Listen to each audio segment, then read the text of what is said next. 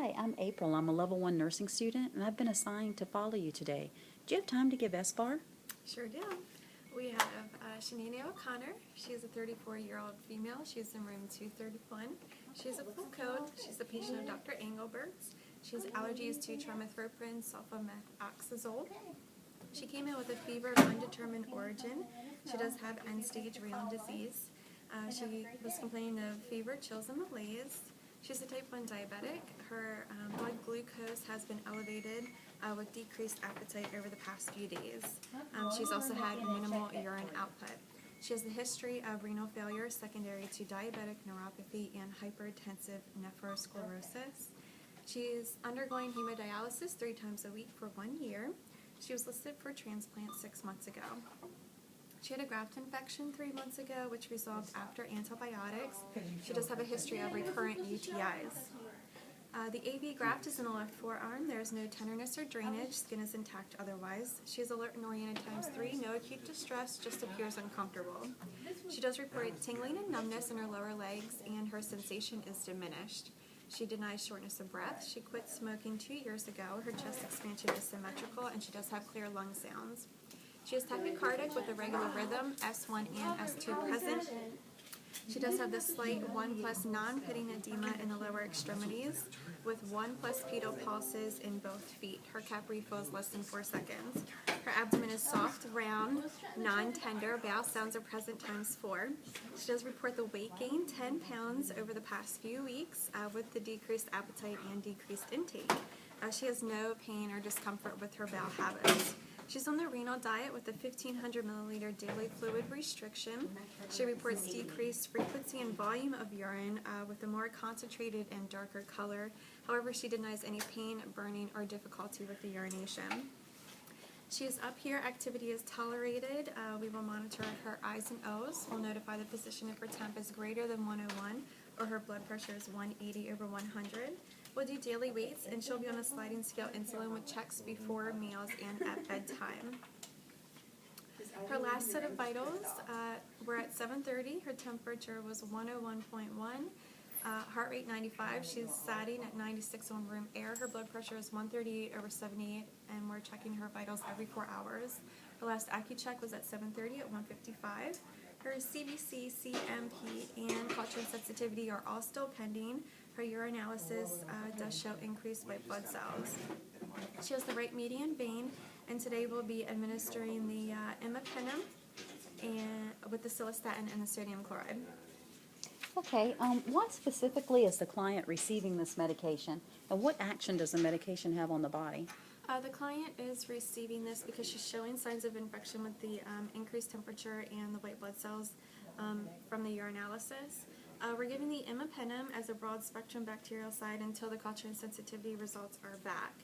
The imipenem binds to the bacterial cell wall, resulting in cell death, and it's in combination with the cilastatin that prevents the renal inactivation of imipenem.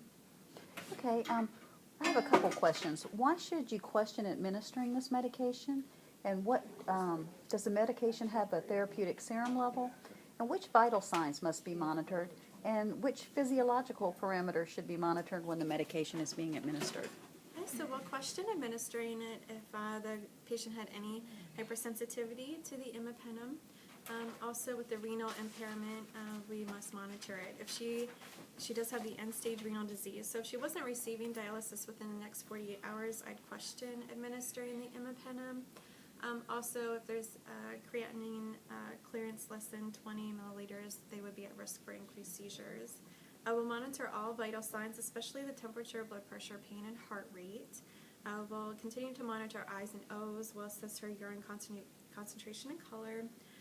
We'll monitor for any signs of anaphylaxis, such as rash or laryngeal edema. And we'll monitor her labs, her BUN, AST, ALT, creatinine, hemoglobin, and hematocrit. Okay, what interventions must be taught to the client to ensure the medication is administered safely in the hospital setting and at home? We'll advise the patient to report any signs of superinfection, such as black furry overgrowth on the tongue, vaginal itching or discharge, loose or foul-smelling stools, and of course any signs of allergies. We would have her contact the provider if fever and diarrhea would occur, and if the stool would contain any blood, pus, or mucus. We would advise her not to treat the diarrhea without consulting a physician first. Okay, and what are the side effects and potential adverse reactions? Seizures, dizziness, hypotension, C. diff-associated diarrhea, nausea, vomiting, rash, sweating, urticaria, phlebitis at the IV site, fever, superinfection, and anaphylaxis. Okay, and how will you know the medication's effective? When the signs and symptoms of infection have resolved, which would be a decrease in the white blood cells that we'll monitor and a decrease in her temperature. Okay, thank you. You're welcome. So I went ahead and pulled the bags from the Pyxis that we're going to administer. So I'm going to double check with my MAR here. I have the sodium chloride 0.9% normal saline. I'm assessing the bag for color clarity, making sure there are no holes, and I'm checking the expiration dates. Again, I have the imipenem cilastatin, double checking with the MAR that this is correct, and I'm checking the bag for color clarity, any holes, double checking expiration dates. We have the right time. It's for 8 a.m. So we're going to go ahead in. Okay.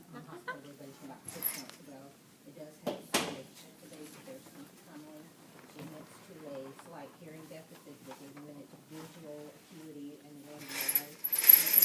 headache reports. Hi, I'm Andrea. I'm going to be your nurse today. Hi, How are you? I'm okay. Good. May I have your name and date of birth? It's Shanana O'Connor, and I'm 34 years old. Awesome. Double checking the armband here. Shanana O'Connor, 34 years old. And do you have any allergies? I do. I have an allergy to trimethoprim sulfametholol. Yep. Good job. I am here to administer an antibiotic, imipenem. Are you aware of why you're receiving this medication? I think I have a possible UTI. Yep, you are showing signs of infection, so we're going to give this antibiotic until your culture and sensitivity comes back. There might be some side effects with this medication. Are you aware of any?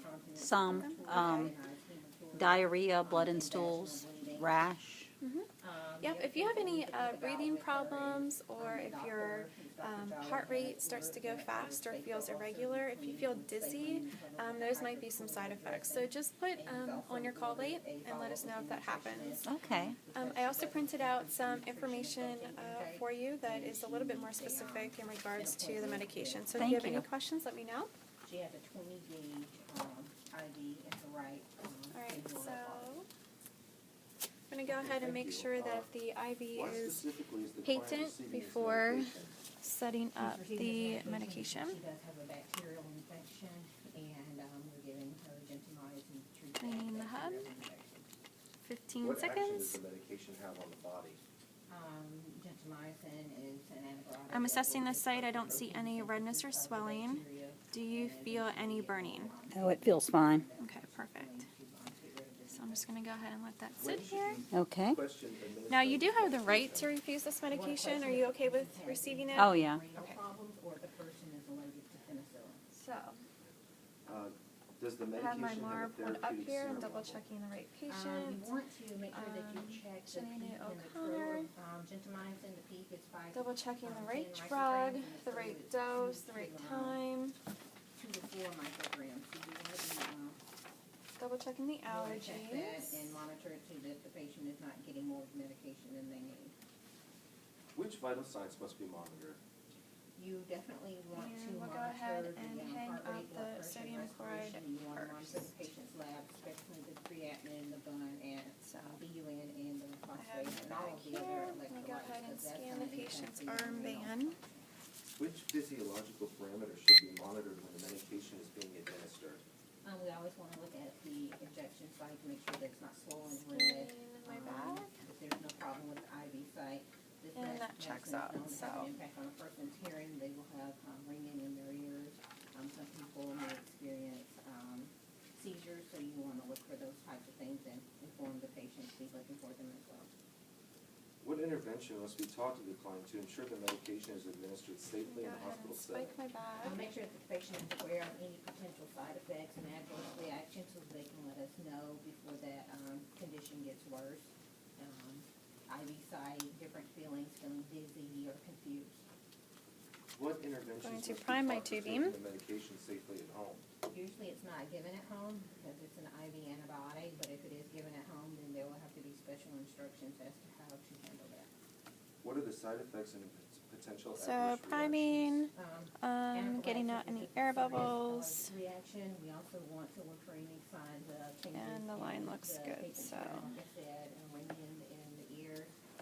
Another adverse effect would be if the patient has seizures, so we definitely want to be aware of that. And how will you know the medication is effective? The wound will start to Go ahead and hook it heal up here and to will the be IV moving, site. the patient won't be in pain, and Still also some sterile. changes in the lab, especially with the white blood count. Okay. You're welcome, folks. Go in. Knock, knock, knock. Hi. I'm Princess. I'm your nurse, and with me I have Robert. He's a student Go ahead nurse. and turn Hello. on my machine.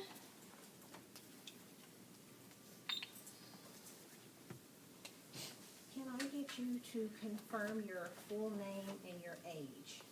Marty Yarn, 80 years old. Ms. Yarn, we're Okay, so going to channel give you select. gentamicin. It's an antibiotic. Guardrail IV You know why you're fluids. receiving it? Double checking the bag. It's a 0.9% normal saline. Double checking You with have an my bar. infection. 0.9% normal That's saline. pressure ulcer, and we're gonna give you Is this gentamicin correct? to treat Yes. that. And the rate. Issue receiving Double this checking is medication. 30 milliliters per hour. There are a couple things we want The you volume to to know be about it. infused, this would be There are a some 1,000 side effects milliliter we bag, always but we're like gonna to set it up watch for for. 950 so that And my one of line the does side not run effects dry. is change in your hearing. If you And have, we'll go ahead and ringing in start. your ears or anything like that, Make let us sure that know. my line If is you feel like open. you've lost your balance or you're kind of confused. And monitor for Do you 5 have any drops. allergies? No. So if While you that's leave that happening, I'm information gonna go with you ahead scan and you a couple of tag my times. line with my date, time, and initials.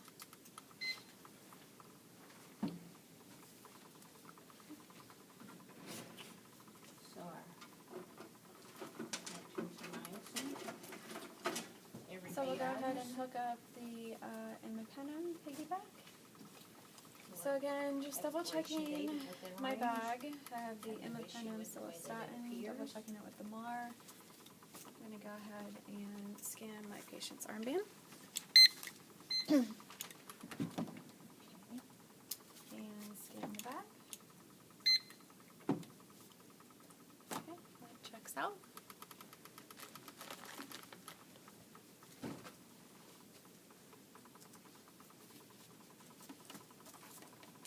Go ahead and spike my bag. Prime my tubing. Primed, no air bubbles.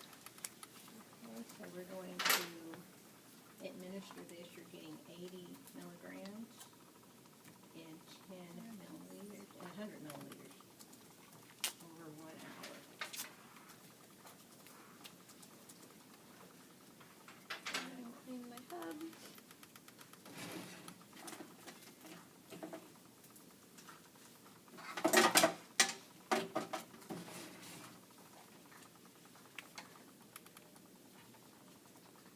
Okay, so I'm going to set up my secondary. So channel select, secondary. I'm going to go down to the Imipenem Celastatin and confirming this is the 500 milligrams with my bag and my MAR. Is this correct? Yes. And the duration for this is over 1 hour. Hit start, make sure my line is open. Watch for 5 drops. And tag my line with my date, time, and initials.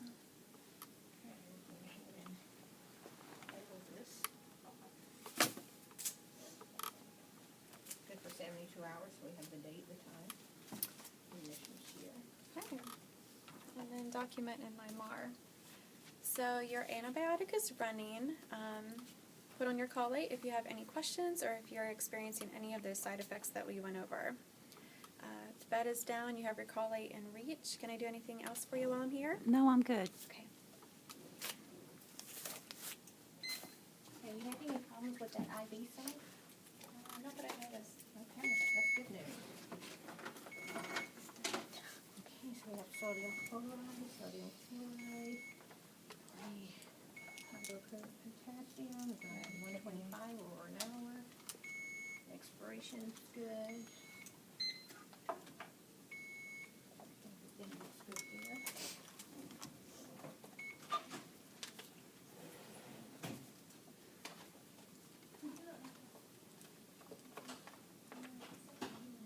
A little twisty there.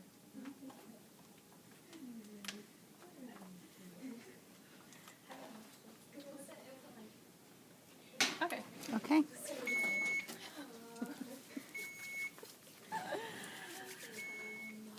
All right. Let's see what's happening here.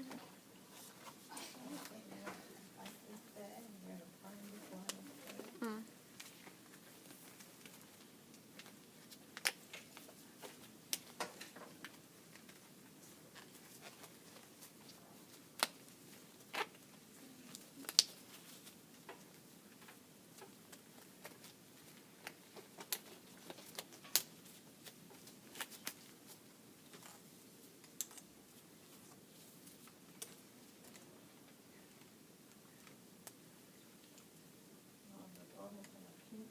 So,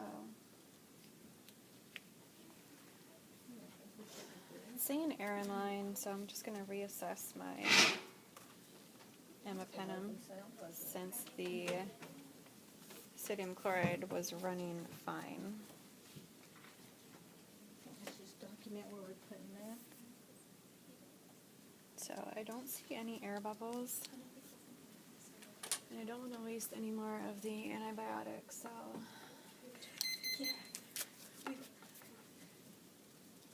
going to rehook this up.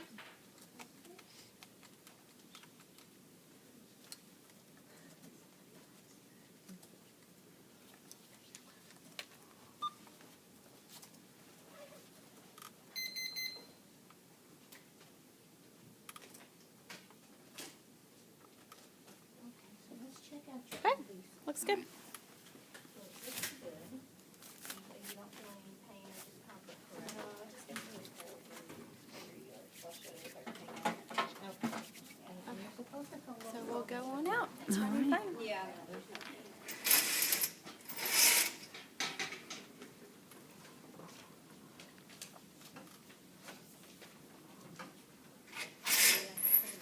good. Do you have any questions? I do. Were there any pertinent pieces of information you reviewed before administering the client's medication?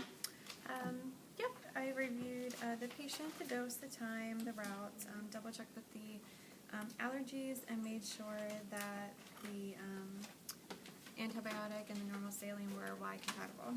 Okay, and did this information affect your decision to administer the medication? Yep, it allowed me to administer the medication appropriately and accurately by confirming that that information was correct. Okay, and did this information affect how you administered the medication?